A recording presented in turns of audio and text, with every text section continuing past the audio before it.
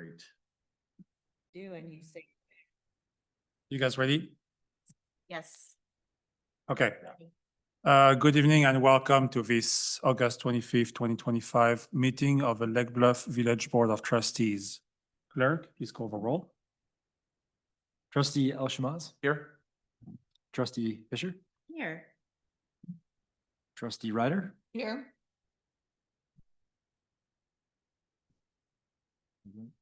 Yes. President Charlo. Here. Thank you. Please stand and join me in reciting the Pledge of Allegiance. I pledge allegiance to the flag of the United States of America and to the republic for which it stands, one nation, under God, indivisible, with liberty and justice for all. Our next item is item 4, the consideration of the minutes of the July 28th, 2025 Village Board meeting. Is there a motion to approve these minutes? Motion to approve? Second. Thank you. Are there any, do you guys have any comments, any typos? No. It's a voice vote. All in favor? Aye. Anyone opposed? Thank you. That's only 3 voices, people. That's not enough noise, It's okay? so quiet. It's very quiet.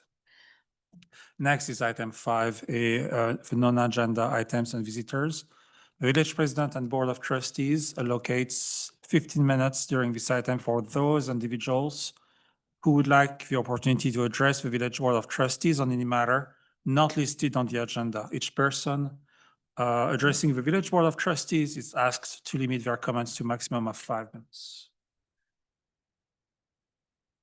I do not see anybody here in this room. Do we have anybody online willing to make a comment? For those participating in the village's Zoom meeting, please raise your hand. This time you can be recognized if you'd like to comment on items that are not on tonight's agenda. Nope. Next item would be our village board sets the order of a meeting. The village president and board of trustees will entertain requests from anyone present on the order of business to be conducted during this village board meeting. I understand that item 13 would be first. Any other item to be considered? And without objection, we're moving on to item 13. Item 13 is an ordinance granting a special use permit and variation for a specialty automobile dealership at 924 Sherwood Drive. Is there a motion to approve this ordinance? Second. In July of 2025, Lake Forest Motorsport LLC requested a special use permit to allow for the establishment and operation of a fully enclosed new and used car automobile dealership and a variation to reduce the required number of parking spaces from 100 spaces to 67 spaces. As the full indoor layout of a space has not been finalized, the draft ordinance states that the applicant may revise the plans to move or decrease the size of the event space for the proposed dealership, subject to approval by the village administrator. The dealership would have no outdoor vehicle display and would only need minimal external touch-ups to the building. Village staff confirmed that the proposed hours of operation from 10 a.m. to 5 p.m. by appointment only will be by appointment only and no walk-ins. At its August 2025 meetings, the PCZBA unanimously voted to recommend the village board approve the requested zoning relief. Any question on the board? Petitioner is present if there are any questions. Mr. Mancuso.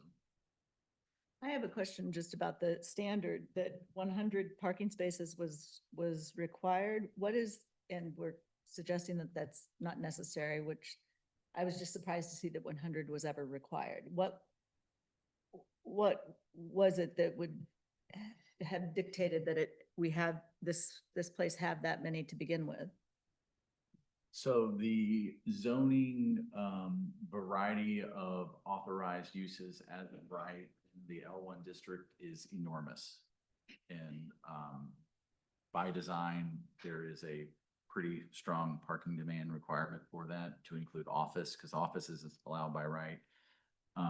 Warehousing, a variety, light industrial production. So there's a great variety. So the number is a little high. So And it's by square foot of the building or by use of the function by building? use. It is. And the actual demand is 1 per 350. Is it 600.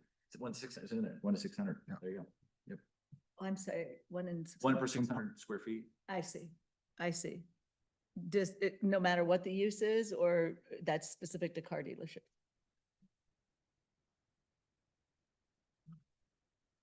There is a lesser demand if it's warehouse only. I see. I see. Yeah, it seems like in particular, this car dealership is going to have all the cars inside, so it makes Little perfect unusual, sense. it's not- Right. It makes perfect sense that this would be, the demand would be less, and further that there aren't open to the public hours where everybody's going to drive in and fill the lot. So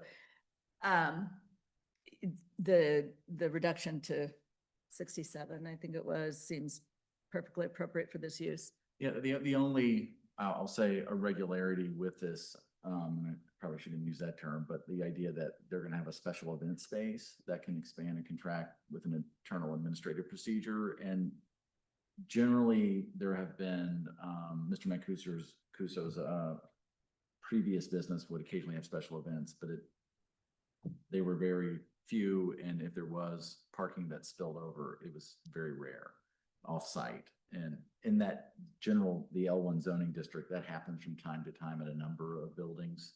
And we deal with parking on site and do some shared parking in the other adjacent I think properties. like Bernie's Bernie's Book Books Bank is a great- has book drives that bring people in, for example. Spill over. And Mhm. sometimes they're on the street, and the street's extremely wide, and so there's Mhm. different places. No, that seemed like a reasonable request to me. Thank you. Any more questions on the board? I would open it to the room here. We have our petitioner here. Mr. Mancuso, would you like to make a comment today or?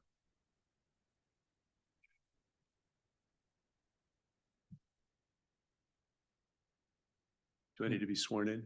No, can you please state Okay, your that was the name last and meeting. your address? Okay. Well, what we're trying to do is do something very low impact visually, parking wise and everything else. The nice thing about this building is if you were designing a modern dealership today, you've got to crime proof it to start with. So, the fewer the windows, the better. And we like this. And from an event standpoint, it's nice because everything could be done behind the building. If we had a special event, it has a nice drive up in front. Cars can be taken right around to the back. They can stay there during an event. It would be unusual that we even have to use the streets. So it has some nice flexibility for us from a location standpoint, being here in this area, from a security standpoint, and then from a practical standpoint with the cars as well. We have no aspirations of signs and lights and flags and things like that. That isn't what we do. We try and downplay everything as much as we possibly can in every area, and that's been a good plan for us over the years, and we intend to stick with that. We've had great advice from you guys over the years with all of this. We've discussed any changes that we come up with or ideas that we have, and we're usually able to refine them where everybody gets supportive of it. And many times, most times, we come out with a little better design, some better thoughts. My offer still goes at some point, Drew, because we talked about this, to come over and see what we do, all of you as a board. I thought he was going to drive. the And- car. We can do that as well, right behind it. We have all the room In the parking lot. in the back. That's exactly right. We have all the room in the back now, so we could set up a little course inside. So, but yeah, it would be nice to do that sometime because we've talked about this many times up here. It would be fun to show at your convenience sometime, one at a time, all at a time. Let's keep it on our off-topic agenda, sort of. It would be kind of fun. Thank you. Thank you. Great, thank you. Any more questions to Mr. Mancuso? It is a voice vote. First reading. First reading, all in favor? Aye. Anyone opposed? And the motion carries. Thank you. Congratulations for this first reading. Mhm. You're welcome. And resuming the order of the meeting, next item is item 7, the village finance report, and that would be for our warrants report for July 29 to August 25th, 2025, and year-to-date payroll report. Is there a motion to approve this warrants report? So moved. Second. Thank you. And the warrants report today is for expenditure of village funds for payments of invoices in the amount of $562,098.78 for July 29 to August 11, and payment of invoices in the amount of $453,400.11 for August 12 to August 25, and for expenditure of village funds for payments in June for $401,706, and July for $333,078, for a total expenditures of $1,750,282.89. Is there, are there comments, and are there comments on the ledger? No, I've gone through the ledger as I usually do. I didn't see anything out of the ordinary. So thank you. I do not see more comments. It is a roll call vote. Derek, please call the roll. Trustee Fisher? Aye. It's for warrants. It's a roll call vote. It's a roll call. Yeah, the warrant report. Yep, it's a You roll have to call. vote, yes. No, you can do it by three. Okay. Oh, no, he does have to vote. You need four. Roll call vote. Okay. I got you. Trustee Ryder? Aye. Trustee El Shamas? Aye. And President Charlo? Aye. Next is our financial report. Bettina, could you please lead us? Sure. For the July 2025 financial report, some noteworthy items found were the monthly sales tax revenue on a cash basis for July 25 is $388,491, which is $38,112, or 10.9% greater than the fiscal year 25 cash-based receipts for the same period. General fund fiscal year 26 year-to-date revenues of $4,996,276 are $456,144 greater than the fiscal year 25 year-to-date revenues. And fiscal year current expenditures are consistent with or less than budgeted for the total general fund. The fiscal year-to-date expenditures of $2,362,936 are $440,501 less than the expenditures for the same period in fiscal year 25. And then also included, typically there would have been a chart in the finance report, the monthly one, that gave you an overview of the sales tax by SIC code. The state had some classification errors in their coding, and as soon as that's resolved, that chart will return. Thank you. Sure. I did not ask for a motion for this finance report. I have a question. Do a motion. Can I please have a motion first for this? report? Second? Second. Thank you. Susan, please. That question. Can you go to the report, item 7B, and just show me where the home rule sales tax revenue is reflected? How much is that each month? I'm looking at a chart on page.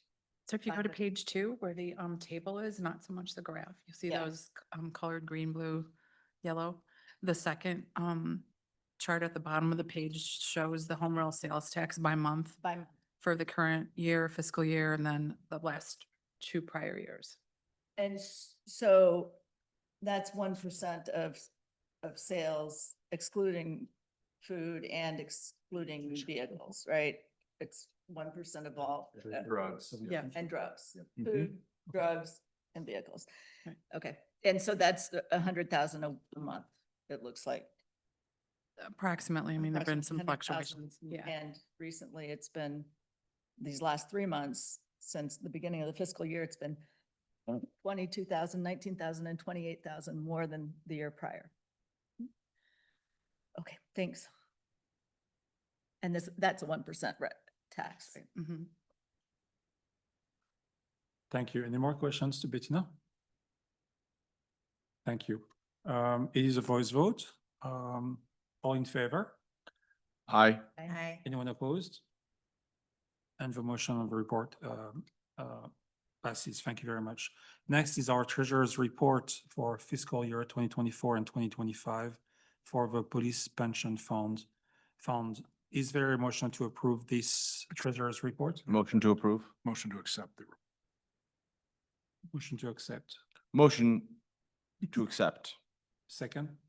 Second. Thank you. Bettina? Sure. So included in the finance report information were fiscal year 24 and 25 pension board reports that will be presented to the police pension board at their September 10th meeting. Just for a quick overview, which we did have in the finance committee meeting, so somewhat a little redundant, but the actual evaluation report indicates a 57.97 funding rate, which is about 2% greater than last year. The FY 25 expenditures decreased about 20%. That primarily is because the look back to the prior year removes a service credit transfer, so the percentage decreased. So prior year included a service credit transfer and this year didn't. So if I So were if to, you look back 2 years, you wouldn't see such a drop. there actually was one prior to. So if Okay, I 2 just, years. if I remove the service credit transfer and look at the percentage of difference, it's about 1%. So, and, you know, less than a year ago, the funds were transferred, consolidated, or just over a year ago, to the state police pension fund. Since then, we've increased the balance from 13,456 million to 15, which is an approximate almost 12% change. I On a wish- cash basis, not on the actuarial basis. So- I wish we continue that for the next 6 years and it will be done going forward. Any questions to Bettina? It is a voice vote. All in favor? Aye. Aye. Anyone opposed? Thank you. Next is our village administrator's report. Just a handful of things. One, we've been, I'd like to say, over communicating that the deep tunnel project is starting after Labor Day weekend. We sent our 3rd letter to the residents along. Yeah. And we've had one resident sign up for our email communication, which is shocking to me. It remains shocking that I expect when the trucks start rolling, we'll get a couple more calls. But, and we're putting signs out this week to say it's coming so that Everybody knows. yeah, and the other item I wanted to bring up, the village for the first time in almost 5 years, did an adulticide treatment of mosquitoes. We used all our communication channels, pushed that out. We had a handful of residents who were not pleased with that. The village, working with our consultants and the health department, we were really looking at 7 factors, but whether or not to do it or not. And 6 of the 7 were pointing to you should be spraying. And the only one that wasn't was just the abundance of mosquitoes. And we heard that from people like, I'm not even seeing mosquitoes. I'm not, and the answer is, well, because it was just an average year. But the percentage of which that were carrying West Nile is extremely high. And it was the highest it's been, I think, in 15 years.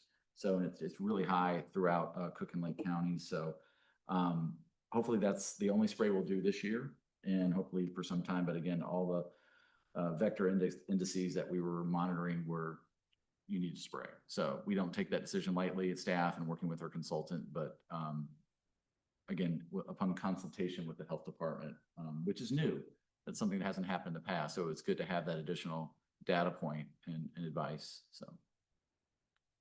So one thing that residents were anxious for, at least some small population, were the ability to ask that their address be avoided, I guess.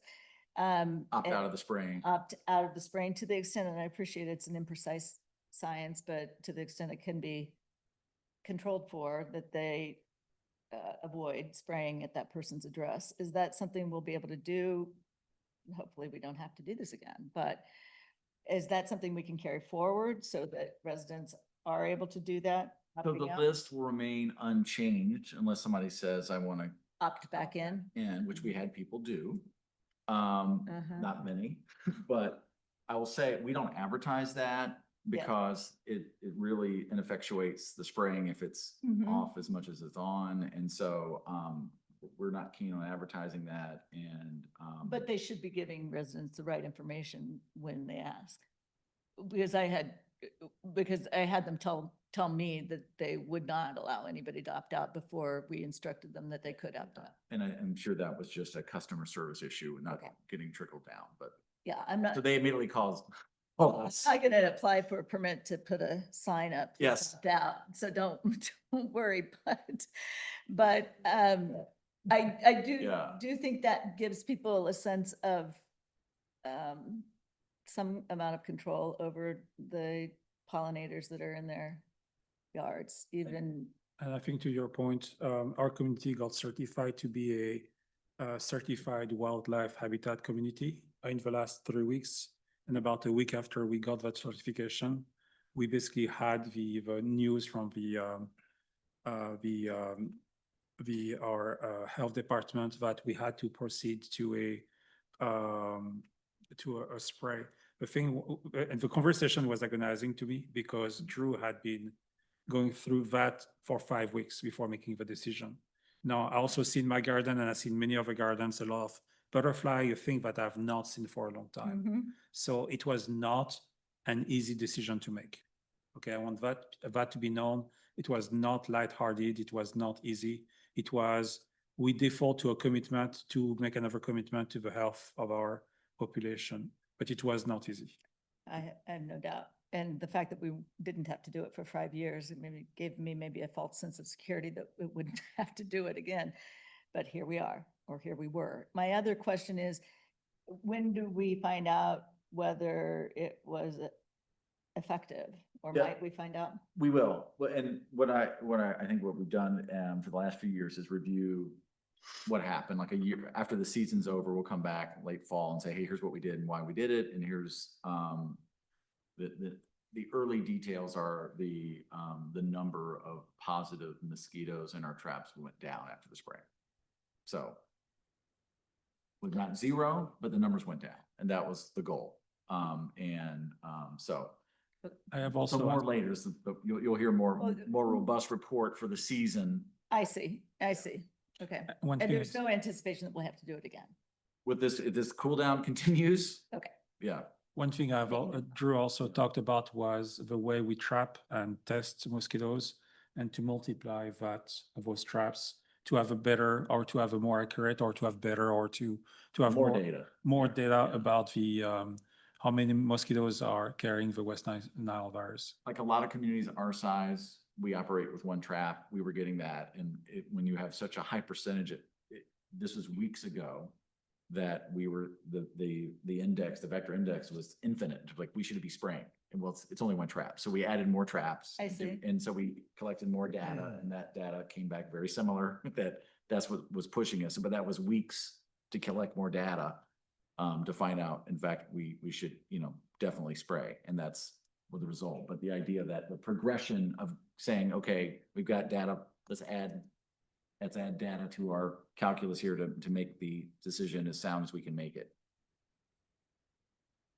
Mr. President, question for Drew. Drew, how many people opted out this year? About 30. About 30. At what point does that make an impact on the effectiveness of the spraying if maybe Yeah. a whole street didn't get sprayed potentially? Yeah, it's hard to say, but our consultant was concerned that, in fact, said stop.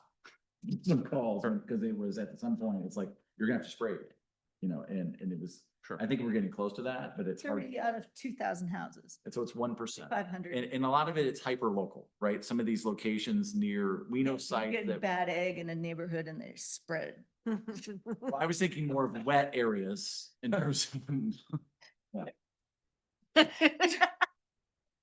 One environmentalist and an whole. My question is obviously, we're not spraying at people's houses. We're spraying on our Public property. streets. So, at what point do we say, we respect your opinion, but we're on public streets and And at for the end of the good day. of the community? Good program where we have 50 traps, and we can really be very surgical any future sprays. At the same time, the cost of the investment in that program would be exponential of what we're doing today. Exponential? Well, we can find out. We'll find out. But the idea that we're only spending around $44,000 a year on mosquito abatement, that's a pretty low number. It is. So, So the exponents of that would be really, really. well, the idea, it'd be a lot higher when I think some certain traps are like $1,500. per collection. And so, Yeah, so yeah. it adds up quickly when you start trying to get a lot of data. But most of the, like I said, when you have a service area that we're working within, it's, one trap is not out of line. Mm. So. Thank you. Thanks. I appreciate that it wasn't an easy decision. And Yeah. it was a busy couple of days. And I just want to acknowledge that it's Susan giving you the business tonight and not me. I had 12 caterpillars on my milkweeds that Mhm. day. 12, I counted them. Mhm.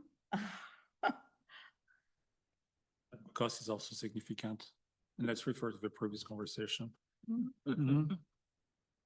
You're done. That's all I have. Thank you. Next is our village attorney's report. No report tonight. Thank you. I do not have a report either. Next item is item 11, the acceptance of a correspondence. The correspondence was delivered to the Village Board of Trustees in the informational report on August 1st, 8th, 15th, and 22nd. Is there a motion to approve a correspondence? So moved. Second. Thank you. It's a voice vote. Is there any questions about correspondence? Is there any comments? No. It's a voice vote. All in favor? Aye. Anyone opposed? Thank you. Next item is item 12, an ordinance designating the building located at 456 Sunrise Avenue as a Lake Bluff historic landmark. For this item, we would ask one member to recuse themselves, and we would no longer have a quorum. So I think we should skip that item tonight and revisit that item in 2 weeks from now. Any objection? I mean, I'd actually, No objection. there is no objection. Do we need to ask the member to recuse? We will ask the member to recuse, but if we ask the member to No, do we recuse, need to? Do we we have? do, to? we do, We do. because otherwise we don't have a quorum. I'm saying, is it necessary to ask them to recuse? I see what you're saying. I believe the answer is yes, because the property would benefit from the various incentive programs. Thank you. So we will skip item 12. Table it to the next meeting. We will table it to the next meeting. Next item is item 14, a resolution granting a firework permit to the Lake Bluff Park District for the 100th anniversary celebration. Is there a motion to approve this resolution? Motion to approve? Rolling the dice. Need a second. Do it. Need a second. Fighting over who's gonna second it. I'll second it. Second. No comment. The Lake Bluff Park District is holding their 100th anniversary celebration at Blair Park and the Bluff Golf Course and the Lake Bluff Golf Course on the evening of Saturday, September 13, 2025. This event, involving fireworks, will replace the Birthday Bash event that has taken place in the past few years. Section 5-7-6-2 of the Village Municipal Code makes it that it is unlawful at any time to sell, offer for sale, give away, possess, store, discharge, or otherwise use fireworks of any kind within the village, provided, however, that upon a permit being issued therefore by the Board of Trustees, fireworks may be stored and used for public exhibitions. Accordingly, the village board will need to issue a permit for fireworks to occur at the upcoming celebration. Questions to Drew? Question on the board. Drew, I don't have any questions. I do want to acknowledge, I appreciate the on-site safety plan. It's very detailed and it doesn't go unnoticed. Thank you. Thank you to the fire department, the police department. And I would be remiss if I didn't just say that though I've always enjoyed the celebration, we are a bird village and birds and dogs and all of the creatures in Lake Bluff are negatively impacted by fireworks celebration. I second that concern. Duly noted. Thank you. Any more comments on the board? It is a roll call. It is a roll call vote. Clerk, please call the roll. Trustee Ryder, I, trustee El Shamas, Aye. trustee Fisher, Aye. President. President Charlotte. Aye. Thank you. Item 15 is a resolution approving a professional engineering services agreement with Baxter and Woodman, Inc. for the water and sewer rate study. Can I please have a motion to approve this resolution? so moved. Second. Thank you. The strategic plan calls for regular evaluation and investment or transfer of village-owned assets and systems. Well, we know that the village water system includes approximately 25 miles of water distribution mains, 600 system valves, and 500 fire hydrants. The village database for its water system is only partially complete, and staff believes most of this system is between 60 and 100 years old. Given that most water utility presume a useful life of 75 years for its infrastructure. To better plan village investment in its water and roadway systems, village staff solicited a proposal from Baxter and Woodman, Inc. that, one, analyzes the village existing water infrastructure to prioritize area of improvement. Number two, review the existing water and sewer rates. And three, outlines the recommended capital improvements and necessary financing scenarios. The proposal from Baxter and Woodman is for a set fee, for a fee not to exceed $44,100 to be paid on a time and materials basis. Baxter and Woodman has the expertise needed to complete the study and has successfully prepared similar studies for several communities in Northern Illinois in the recent past. The village fiscal year 2026 budget contains adequate funding for this study within the water fund, and it is recommended that the village board approve the agreement for an amount not to exceed $44,100. Questions to staff and Drew?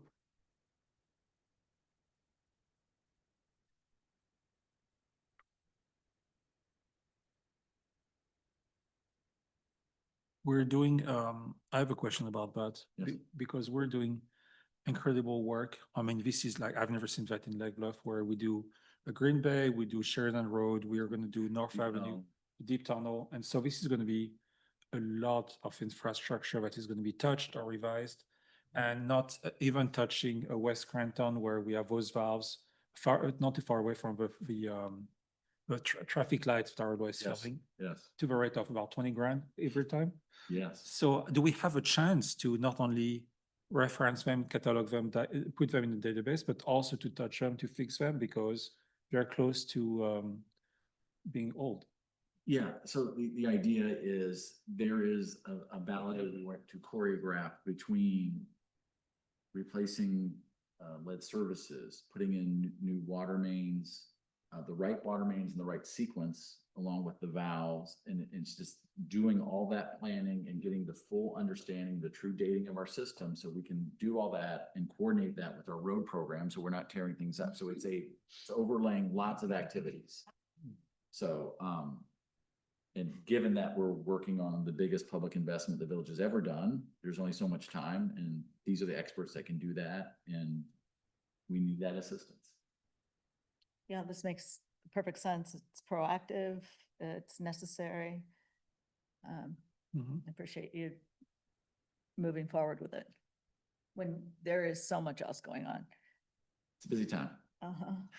I would hate for us to redo a road to tear it apart Yeah. 2 months later to repair a main, simply enough. How do they find out? More than you. What's How do that? they find out how old they are? Do they have to like physically?